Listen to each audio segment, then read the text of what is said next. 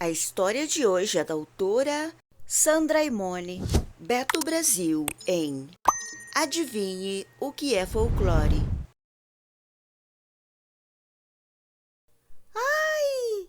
Beto levou o maior susto com aquele grito que vinha do quarto da sua irmã menor. Correu para lá, encontrou Flavinha de olhos arregalados, com um desenho nas mãos. — O que foi? Por que está gritando? Perguntou Beto. Ela choramingou. — Tive medo desse bicho, ele é muito feio. Beto foi olhar e viu que era uma figura de um calendário, no qual havia vários personagens criados pela imaginação do povo. A menina havia se assustado com o bicho manjaléu. — Isso é só um desenho, Flavinha. Esse bicho não existe, garantiu Beto. Ele faz parte do nosso folclore. Folk o quê?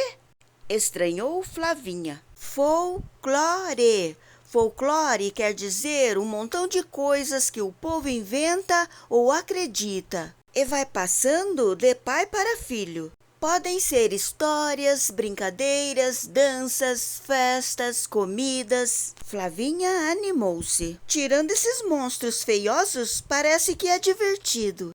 É divertido sim, concordou Beto, rindo. Mas acho que os monstros eram criados pela imaginação das pessoas, por causa do medo do escuro. Já pensou antigamente, quando não tinha luz elétrica? As pessoas viam até o que não existia. É mesmo, lembrou Flavinha. Outro dia tinha uma camiseta branca pendurada na cadeira e no escuro pensei que fosse um fantasma. Beto confessou. Isso já me aconteceu também. Tem hora que a gente pensa cada bobagem. Esse bicho manjaléu aí, continuou Beto, foi inventado para assustar crianças levadas. É um tipo de bicho-papão ou uma cuca. Sabe como eu sei isso? Perguntou o garoto. É que o Diego apareceu outro dia com um livro sobre folclore. Diego era um menino que morava no Lar das Crianças, instituição que cuidava de crianças carentes, e aonde Beto ia quase todo dia depois da escola, para brincar e ensinar coisas às crianças que lá viviam. Você podia ir hoje comigo ao lar, lembrou Beto. A gente está descobrindo um monte de coisas e contando uns aos outros. Todo dia tem novidade. Flavinha ficou muito animada. Eba, você espera eu pedir à mamãe? E saiu correndo. Quando Beto e Flavinha chegaram, as crianças do lar já estavam sentadas em círculo no pátio. Quem tinha aprendido coisas novas iria contar. Renata quis ser a primeira. Foi para o meio da roda e disse: Tia Nieta do refeitório me ensina uns versos que aprendeu com sua avó. São assim. Hoje é domingo, pé de cachimbo. Galo monteiro pisou na areia. Areia fina que dá no sino. O sino é de ouro que dá no besouro. O besouro é de prata que dá na mata. A mata é valente que dá no tenente. O tenente é mofino que dá no menino. O menino é valente que dá em toda a gente.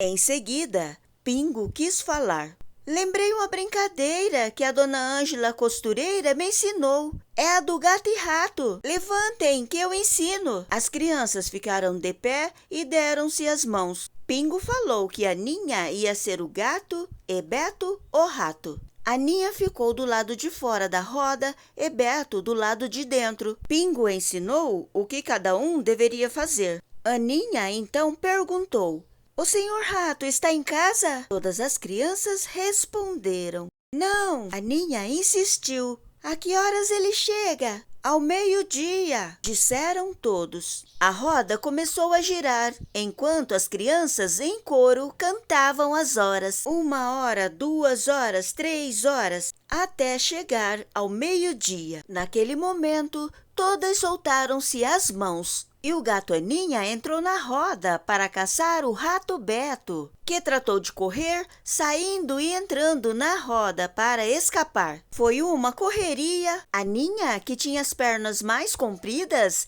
acabou pegando o Beto. A garotada riu bastante e brincou muitas vezes, até todos terem sido gato ou rato pelo menos uma vez. À noite, Flavinha teve um sonho sem pé nem cabeça. Quer dizer, mais sem cabeça que sem pé. Ela estava caminhando numa floresta e, de repente, apareceu galopando a mula sem cabeça. Essa mula é um daqueles monstros inventados que fazem as crianças tremerem de medo. Dizem que ela corre pelos campos, soltando fogo pelo nariz. O engraçado é que Flavinha não sentiu medo algum e perguntou-lhe: Mula, como é que alguém que não tem cabeça pode soltar fogo pelo nariz? Ela respondeu: Isso é um mistério para mim também, mas foi assim que me inventaram. E o bicho saiu dançando, muito desajeitado e cantando uns versinhos.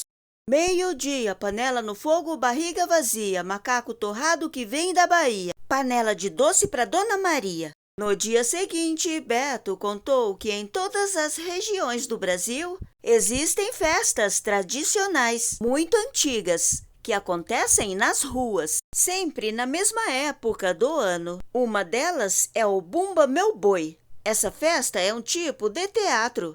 As pessoas dançam e cantam fantasiadas, contando a história do boi. E que história é essa? Quiseram saber as crianças. Beto contou. É assim, tem um fazendeiro muito rico que é dono de um boi todo bonitão, que sabe até dançar. Parece a mula do meu sonho, só que era feia, disse Flavinha.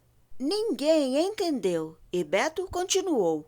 Catirina, a mulher de Pai Chico, que é trabalhador da fazenda, está esperando o nenê e sente desejo de comer a língua do boi. Eca! Interrompeu Pingo. Deixa de ser bobo, Pingo, disse Renata. Língua de boi se come. Então, continuou Beto. Pai Chico rouba o boi. Aí, o fazendeiro manda os vaqueiros e os índios saírem para procurar e, quando o encontram, ele está doente. O pajé é chamado, porque é meio feiticeiro, meio curandeiro, e depois de muitas tentativas, o boi fica curado. Quando o fazendeiro fica sabendo o motivo do roubo, perdoa Pai Chico e Catirina. E a representação termina com muita alegria. Mas é um boi de verdade? Quis saber Diego. Não, respondeu Beto. O boi dessas apresentações é feito de uma armação de madeira, coberto por um pano bordado ou pintado. Nessa armação é presa uma saia para esconder a pessoa que fica dentro. Os personagens usam roupas muito coloridas. Deve ser uma beleza! Renata exclamou. Todos disseram que devia ser mesmo. Por falar em festa, eu adoro as festas juninas, exclamou Aninha. A quadrilha, o casamento na roça, a fogueira, as brincadeiras, os doces, lembrou Pingo. Paçoca, canjica, pé de moleque e também os balões. Balão pode ser bonito, mas também causa acidentes muito tristes, incendiando casas e florestas, lembrou Renata. Todos concordaram que é melhor não soltar balões. O livro do Diego contava que as festas juninas homenageiam os 3 santos comemorados em junho: Santo Antônio, São João e São Pedro, e explicava a origem da fogueira. Numa noite bonita de céu estrelado, São João nasceu. Sua mãe, que era Santa Isabel, mandou erguer o mastro na porta da casa e acendeu uma fogueira que iluminava o mastro. Era o aviso combinado entre ela e a Virgem Maria para o dia em que o menino nascesse. Na tarde seguinte, quando Beto e Flavinha chegaram ao lar das crianças, parecia que todo mundo estava engasgado com alguma coisa. Que é isso? Estranhou Beto. É alguma epidemia? Pingo parou de tentar dizer depressa. Um prato de trigo para 3 tigres tristes. E respondeu. É a epidemia dos trava-línguas. Beto entendeu. Ele já havia aprendido que trava-línguas são aquelas frases inventadas de tal jeito que, se a gente falar depressa, acaba falando tudo errado. Flavinha tratou de tentar aprender alguns. A pipa pinga, o pinto pia a pipa pinga. No jarro tem uma aranha e uma rã. A rã arranha aranha, a aranha arranha rã. Iaramá harara hara. Ahararara de araraquara. Olha o sapo dentro do saco, o saco com o sapo dentro. O sapo batendo papo e o papo soltando vento. A espingarda destravíncula pincular. Quem destravincular ela, bom destravíncula pinculador será. Porco crespo, toco preto, porco crespo. Um tigre, dois tigres, três tigres. A falação parou quando a criançada sentiu o cheirinho que vinha da cozinha. Tia Nieta, que era mineira, com certeza tinha preparado uma de suas delícias. Logo, ela apareceu com uma bandeja cheirosa e anunciou: "Olha o pão de queijo quentinho!" As crianças avançaram. Até a diretora do Lar das Crianças, tia Valéria, apareceu para pegar um e disse: "Vocês sabiam que comida também é folclore? Algumas receitas são típicas de uma determinada região do Brasil, como o vatapá na Bahia, o feijão tropeiro em Minas Gerais e o churrasco no Rio Grande do Sul." Tia Nieta lembrou: essas receitas são passadas de mãe para filha durante anos. Às vezes, não estão em livro algum, são transmitidas boca a boca. Uma amiga da minha mãe contava que a feijoada surgiu no tempo dos escravos, nas senzalas, disse tia Valéria. Os senhores ficavam com a melhor parte do porco e deixavam a orelha, o pé e o rabo para os escravos, que acabaram inventando esse prato tão gostoso. Renata, que adorava feijoada, ficou com água na boca. 2 dias depois, quando Beto e Flavinha chegaram, escutaram tia Nieta cantando uma cantiga de roda. "Vamos, maninha, vamos à praia passear. Vamos ver a lancha nova que do céu caiu no mar." Beto brincou: "Está contente, tia Nieta? Quem canta, seus males espanta", respondeu a cozinheira. Aninha, que ia passando, ouviu e correu para anotar a frase em seu caderno de provérbios. Ela adorava colecionar esses ditos populares. Depois, trouxe o caderno para mostrar aos amigos. Cada um resolveu escolher o provérbio que achava mais bacana. Beto ficou com: "Água mole em pedra dura, tanto bate até que fura." Pingo escolheu: "A mentira tem pernas curtas." Diego preferiu: "De grão em grão, a galinha enche o papo." Renata, que fala pouco, gostou de: "Em boca fechada não entra mosca." Aninha fez sua escolha: "Pimenta nos olhos dos outros é refresco." Flavinha ficou em dúvida entre: "Quando um não quer, 2 não brigam." E "Quem conta um conto aumenta um ponto." Depois do lanche, tia Valéria reuniu as crianças para contar uma história. "O folclore dos nossos índios tem histórias muito poéticas", disse ela. "Vou contar a vocês a lenda da Vitória Régia, que explica como surgiu essa planta maravilhosa que existe nos rios da Amazônia." Nayá era uma índia jovem, filha do chefe da tribo. Ela acreditava que a lua era um belo guerreiro chamado Jaci e queria se casar com ele. O pajé havia contado a Nayá que, quando a lua gostava de uma jovem, a transformava em estrela do céu. Desde então, nas noites de luar, enquanto os outros dormiam, Nayá subia nas colinas, tentando chegar perto da lua, para que ela a visse e a transformasse em estrela. Durante muitas noites, a índia ficou acordada, chamando a lua, mas nada conseguiu. Numa dessas vezes, Nayá viu a lua refletida nas águas de um rio. A pobre moça, imaginando que a lua tinha vindo buscá-la, atirou-se nas águas profundas do rio. Nunca mais foi vista. A lua quis recompensar o sacrifício da jovem e transformou-a então na Vitória Régia, uma planta cujas flores perfumadas e brancas só se abrem à noite e, quando nasce o sol, ficam rosadas. Aninha suspirou. "Que história mais linda!" A cada dia que passava, a criançada queria saber mais coisas do folclore. Certa tarde, Beto propôs. Vamos brincar de adivinha? Todos concordaram e cada um foi dizendo aquela que conhecia. Diego foi o primeiro. O que é o que é? Nasci na água me criei. Se na água me botarem, na água morrerei. As crianças acharam difícil. Beto pensou por alguns minutos e logo fez cara de sabido. É o sal! Gritou. Fácil, fácil. Era isso mesmo. Todos ficaram admirados com a esperteza do menino. Estavam tão entretidos que nem perceberam a presença de um senhor usando chapéu de vaqueiro. Ele estava visitando o lar e tinha parado para observar de longe a brincadeira. Aninha, na sua vez, perguntou: o que é que anda com os pés na cabeça? Essa é mais fácil ainda, disse Beto. Piolho, os pés são dele e a cabeça é nossa. Nossa! Exclamou Flavinha. Só se for a sua. Pingo falou a dele. O que é? Anda deitado e dorme em pé. De novo, Beto não deu chance para ninguém. Eu sei, é o pé. Haha, quero ver quem ganha de mim.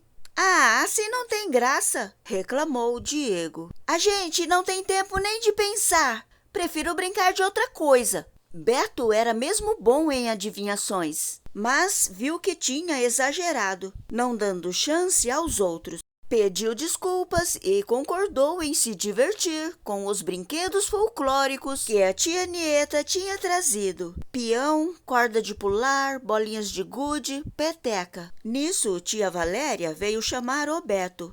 Você pode vir um minutinho na minha sala? Tia Valéria pediu que o Beto se sentasse e falou. Beto, não sei se você viu um senhor que esteve aqui agora há pouco. Não prestei muita atenção, confessou o Beto. Ele se chama Seu Jorge. É um homem muito bom, mas tem algumas esquisitices. Ele veio aqui se oferecer para doar um terreno para o lar. Beto ficou contente. Que bom! Papai disse mesmo que vocês estavam precisando de mais espaço. Pois é, continuou tia Valéria. Só que ele impôs uma condição. O homem é fanático por adivinhações e depois que viu vocês brincando, disse que só doará o terreno se você conseguir responder 3 adivinhas. Beto ficou meio tonto. Eu? Ele disse que hoje tinha visto um menino que adivinhava todas. Era você. Achei loucura, mas acabei concordando, porque vi que não ia ter outro jeito. Beto aceitou o desafio, mas ficou bastante arrependido de ter sido tão aparecido. Agora, o lar das crianças dependia dele para conseguir o terreno. No dia marcado, Beto estava lá. Todas as crianças do lar e muitos adultos colaboradores tinham vindo assistir e torcer por ele. Seu Jorge chegou com seu chapéu, sentou-se e falou a primeira adivinha. O que é? Enquanto come, vive, mas se bebe água, morre. Que sorte! Essa Beto sabia. Ele respondeu depressa. O fogo! Seu Jorge ficou desapontado e, sem esperar, apresentou logo a segunda. O que é? É muito bonita, mas não tem cor. É saborosa, mas não tem sabor. Beto ficou nervoso.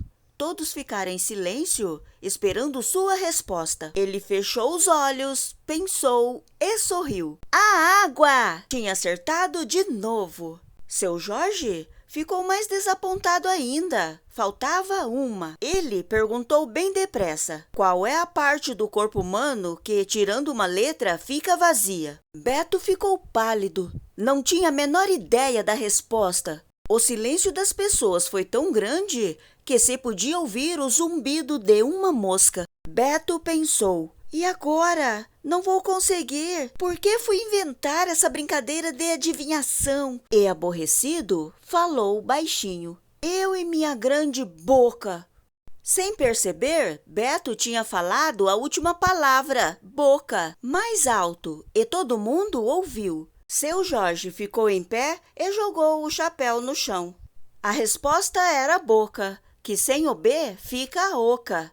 Beto, sem querer, tinha acertado. Todos correram para abraçar o menino, que ficou tentando entender o que tinha acontecido. De repente, ele disparou a correr atrás de seu Jorge, e todos foram atrás dele. Seu Jorge não entendeu toda aquela correria, e entendeu muito menos quando Beto, quase sem fôlego, parou na sua frente. Seu Jorge, eu não acertei de verdade, falei sem querer.